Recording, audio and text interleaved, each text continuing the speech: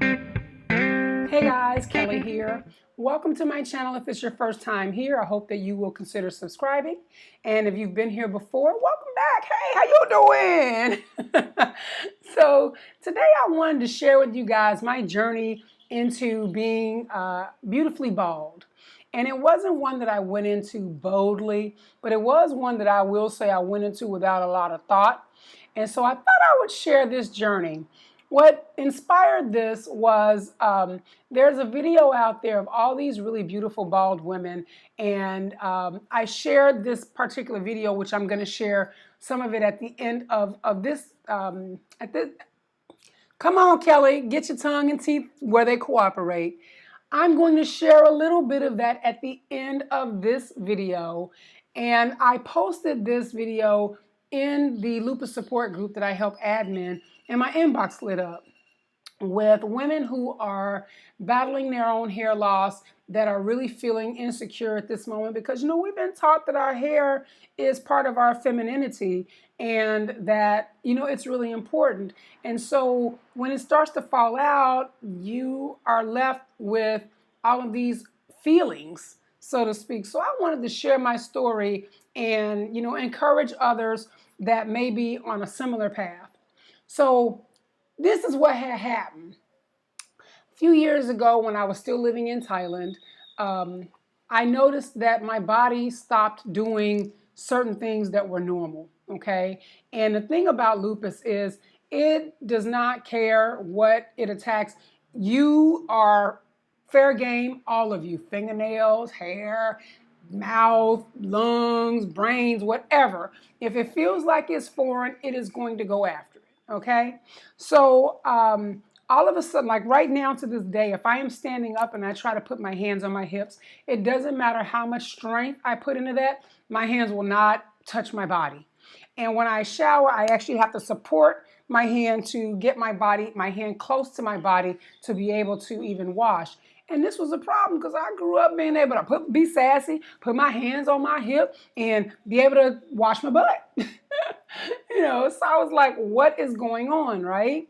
So during that time, I had a ton of hair, but I was still wearing the lace wigs because, they're cute and all of that. But I kept thinking at some point, I'm going to release the beast and I'm going to, go natural, but I just wasn't ready for that commitment yet. So I went to the doctor and my rheumatologist said, you need to see a neurologist. I have some concerns. So let's get the proper tests. I go see the neurologist and the neurologist says to me, oh, well, let me backtrack and give you guys a little bit of other history. My body doesn't like to produce the right amount of blood and it doesn't like to produce platelets. So those two combined, that's an issue. So anyway, the neurologist says to me, well, because your body is not getting the nutrients that it requires from your blood, your brain may be stopping what it feels are non-essential activities. Now, I don't know about you, but when your brain starts deciding what's essential and non-essential and you don't have any control over it, it's just a matter of time before major things are considered non-essential. And that was something, obviously, that was of great worry to me. So the doctor ordered an MRI and an MRA, and I was like, okay. So when I went to get this, now keep in mind, again, I'm in Thailand. So a lot of the medical professionals there, they do speak English, but their English has, there's an accent there, at least for a native English speaker, there's an accent there. So I go in to get the MRI, and if you've ever had an MRI before, they put you in this machine, and it sounds like bad techno music. And so you're laying there listening to club music is what how I kind of keep myself from feeling claustrophobic while I'm in the machine. So the girl tells me it's going to be about 20 minutes, and she puts me in the machine, and then like 3 minutes later, she pulls me out. But when she pulls me out, I am in full-on freak out mode because in my mind, it's been 20 minutes. Did I black out? Oh my gosh, my brain is really rebelling, like I'm wigging all the way out, no pun intended. So, and you'll see why I said that in a minute. So she calms me down and tells me, no, you haven't been in there for 20 minutes, but she asks Even though there's only her and I in the room, she asks very quietly and discreetly, "Are you wearing a wig?" And I'm like, "I am." And she says, "Well, can you take it off?" Now, normally, y'all know we don't be taking our wigs off. Child, no. But I was like, shoot, let's find out what's happening with this brain. So in I go, to finish this test. And I get home, and what had been happening for me for several weeks was I would take the wig off because it's hot in Thailand. So every week I would take the wig off and I would, shampoo my own hair, which I had a lot of, and it was literally coming out in handfuls. So I'm watching all my little curly locks fall onto the shower floor, and it was already concerning to me, and I was already kind of freaking out about it. But when I got home from this appointment, my thing wasn't so much that I was wearing a wig. It wasn't even so much that my hair was falling out. The catalyst for me that caused me to chop off all my hair was this little Thai woman trying to help me put this thing back on when the whole process was over. Because underneath, I had my hair all braided down, and I would have been looking crazy as all get out, leaving with my wig, with my hair in my hand, and and my natural hair looking the way that it was underneath the wig. So I got home, and I was, kind of just trying to process the possibility that my brain was shutting my body down. And I got in the shower, and hair started coming out by the handfuls again every time I showered. And sometimes I would shower not every time I shower. Look, sometimes I would shower every other day. Shampoo. I showered every day. But sometimes, I'm going to tell this story, y'all. I'm going to tell this story.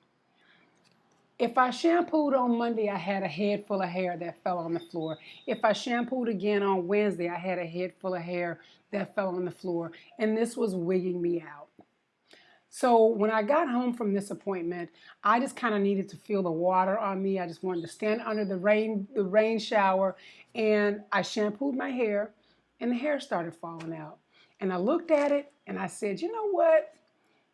You don't have a lot of control over your brain shutting your body down, but you have control over your hair. And right now you are stressing about both of them.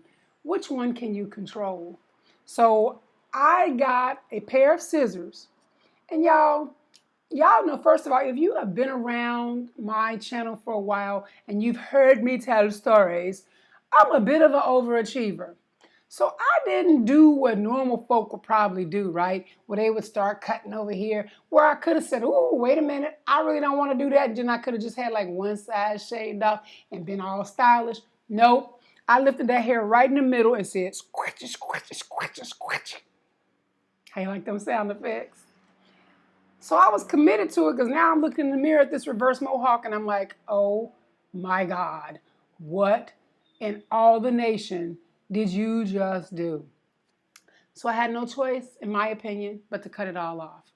Now, mind you, I still had a wig. If I wanted to, I could have put the wig back on, except here's the problem. I had all this hair underneath. When I went to put the wig back on, that bad boy was huge. So it didn't fit anymore because I no longer had any hair, and all I had on it was a little bony head that you now see. So I was like, well, you know what? Head wraps. So I started hiding under head wraps. Part of my problem when I first cut my hair off was, one, we've grown as women to learn that, hair is part of our femininity. The other thing that was an issue for me is Thailand has what they call lady boys. And for those of y'all that's trying to be politically correct, don't come over here with that nonsense, because that is what they are called in Thailand. So move on. Anyway, I'm straight, and I did not want to be confused as a lady boy. And so that was kind of worrisome to me because, I didn't want to be meshed into that. Not that there's anything wrong with that, but that's not what I am. So I was wrapping my head. Now, let me tell you what had happened that made me take the head wrap off. Okay, I am first of all, I have pretty decent self-esteem. That really messed with me, I'm not gonna lie. I felt like I wasn't gonna be as pretty anymore, that I wasn't as feminine anymore. And it really messed with me on an emotional, on a deeper level. It was causing depression, it was causing anxiety. And if you've ever been to Thailand or know anything at all about Thailand, its neighbor is the freaking sun. So here I am in 105, 107 degree weather, and that's no exaggeration, with my hair wrapped up. Not that the wig wasn't hot, but I was accustomed to wearing the wig. So now I've got all these different fabrics on my head, and some days I was hot. So, I wouldn't go out without the head wrap. So I finally got brave enough to go to the barber and have them properly get rid of all the spots that I had left and cut my hair off. And I was invited to the opening of a business event. And I went to this business event, and there was a gentleman there, and I had my head wrapped. And that day I had decided I'm coming out of the hiding, so to speak, but I knew that this place was going to be freezing cold. So I had the head wrap on because I didn't want to be uncomfortable. Now, guys, let me tell you something about professional bullies. Something about them, they know what your insecurity is, and they know how to dig into that thing. And again, I really suck at dealing with bullies. I don't run from them. I run and get right in their face. So this gentleman kept following me from pod to pod. I call them pods. So if you're, if you're at a party, you start in this little circle. You're like, hey, how you doing? Yeah, it's good to see you. Then you move to the next pod, and it's good. Yeah, whatever, right? So this guy, everywhere I went, there he was, but he was making all of these ugly comments or, diminishing me in some way, talking over the top of me as if I didn't matter. And I was just like, you know what? That's your deal, whatever. So I would move to the next pod. Well, at the end of the evening, this fella decided, I was standing there, it was just me and one other young lady, and we were making plans to go and have ourselves a bite to eat after this event was over. He walks over to her, he puts his arm around her, and he looks at me and he says, her I'm attracted to, you I just feel sorry for. Have we met? If you already decided that you like my way, make sure you hit the subscribe button. But have we met? Have y'all been on my channel for a while? You know that did not go over well. So I kind of lost my cool, told him about himself, told him it didn't matter if I was in a head wrap, had hair out of my butt or no hair at all. I could still pull a man, and that he was the one standing there trying to impress a woman, and maybe his problem was that I wasn't impressed with him. And boop, off I walked, right? So the very next day, I took to my social media, I removed the head wrap, I showed my head, and I said, anybody from this point forward that does not like this, that does not approve of this, can kiss my bony black ass. Yes, I did. And from that, I got a lot of support. And let me tell you, this was pre-Wakanda. So it wasn't as if, after Black Panther came out, there were all these black women that were like, I'm going straight bald. And that was it kind of became a fashion thing. I was out here, y'all, wasn't no Wakanda backing me up. And I'm kind of glad that Wakanda did happen, but I'm also kind of glad that my journey started before that because it gave me a different level of strength. And so I just decided I would tell this story because I didn't know how many other people are really battling with this. And when they see women who are bald, and maybe they assume that we just decided to cut our hair off, that it was a very easy decision, but it really was not. And sometimes even now, I still battle with, I don't want anybody to feel sorry for me. So when I'm kind of puny, I always wonder if people are like, oh my gosh, she doesn't have any hair, poor thing, has cancer. Because that's always the first thing that they assume. So, it's still a battle. But before I tell this next story, let me make sure I say to you, hit the subscribe button if you did not. So I got a funny story to tell you guys about living here in Mexico, and it's a little adult in nature. So if you're, don't like that kind of thing and find it crass, you probably still gonna find this funny.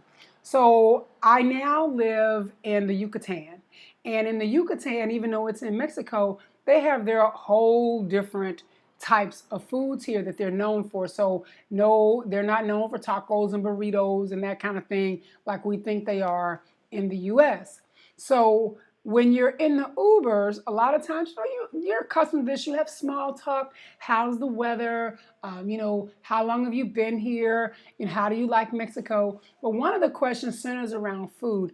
And people kept asking me in Spanish what it was, as far as the food, what it was that I liked. So I was sharing with them that I like panoches. Now, mind you, the name of the food is actually panocho, but I was telling them I like panoches. And people being polite, they don't correct you. They kind of have an idea, all right, we're talking food, so this must be what she means. I've been here about 6 months, so that was 6 months worth of small talk because I take Ubers everywhere. And I was at a party, and a friend of mine who was Mexican said, "You tell them you like what?" And I was like, "Panoches." And he says, "That's vagina." So here I was, this bald-headed woman walking around here, some folks probably assuming that I'm gay, telling folk out in public that I like to eat vagina. So now, when they ask me about food, I say, "Yo es vegetariana." I don't even take any chances. I'll tell them I'm a vegetarian. All right, guys. So hopefully you can relate to my stories, and I hope you like that last one because it was damn funny to me. Anyway, have a great day. Please make sure you hit the subscribe button. And yeah, I'll see you guys next go round. Ciao.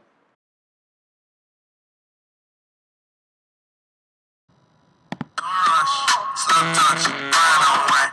Like I go country, grab on bike. Like I'm go bust, life on time. Like I lose trust. White up, easy bump. Yeah, you dey go, we dey go up. Catch my vibe, let me go up. Grab the trash, when it's so tough. Hey yo, put the belly on the bike, make a clutch. She no watch, now she wanna give crutch. Boy got please, now she hopping in the pod. Man, in real life, sugar gal, I might forget what. She want dark, so don't meet me at the talk. So she lives on holiday, I seen her waiting for a bus. Maybe this a long clear sweater, diesel denim. Buying over when my pockets fat like ever. Neck froze like I don't know no better. Benzo truck, white seats and they leather.